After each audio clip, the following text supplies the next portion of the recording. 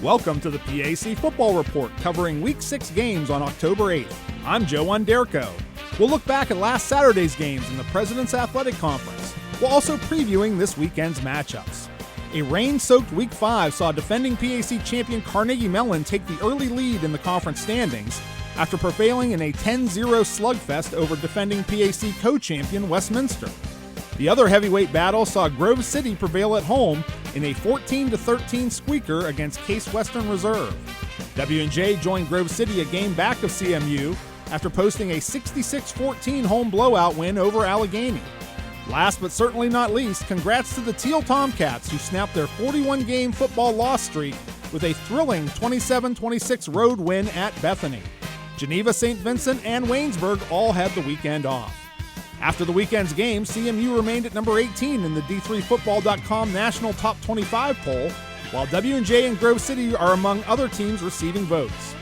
PAC Player of the Week honors went to senior running back Clayton Parrish of Grove City on offense, sophomore defensive back Nolan Pitzenberger of Carnegie Mellon on defense, and Teal sophomore wide receiver Andre Rogers on special teams. Newcomer of the week was W&J freshman kicker-punter Devin Wyatt. 5 league matchups are on tap for October 8th, with Teal having the weekend off. A key league matchup takes place at Haroldbury Stadium in New Wilmington, as 4-1 Washington and Jefferson takes on 2-2 Westminster at 1 p.m. The Presidents have dominated the all-time series with the Titans 37-6, but Westminster has won the last 4 meetings, including a 23-18 final in Washington a year ago. Titan head coach Scott Benzel talks about the series in which the last 7 games have been decided by a touchdown or less. Yeah, it's a great opponent, somebody that we love to play in terms of rivalry. It'll be a very charged atmosphere. I'm excited that we have them at home.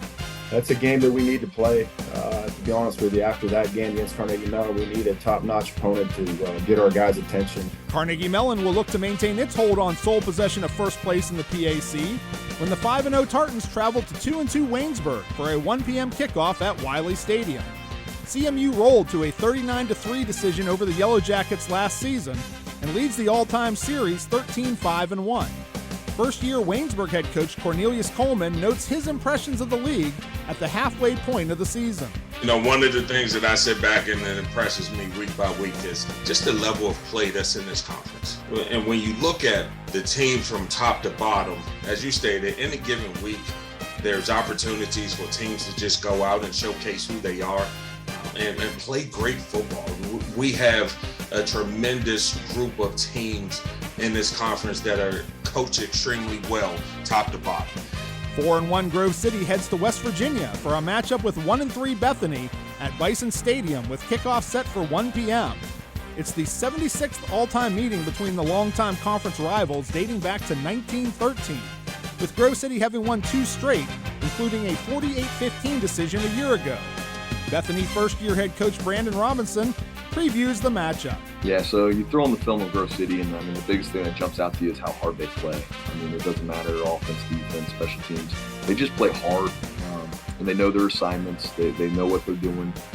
They keep things simple, and they just play as hard as they possibly can, and that's what makes them really, really tough week in, week out. And you know that you're going to have a battle from a physical standpoint, from an effort standpoint. And, for us to have an opportunity to win this ball game, we have to match their physicality and we have to match their effort. 0-4 Geneva looks for its first win of the season as the GTs welcome 2-3 Allegheny to Reeves Field for homecoming in Beaver Falls at 3 p.m.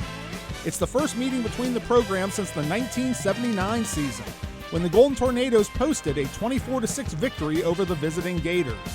Finally, another homecoming contest has 3-2 Case Western Reserve hosting 1-3 St. Vincent at DeSanto Field in Cleveland at 1 p.m.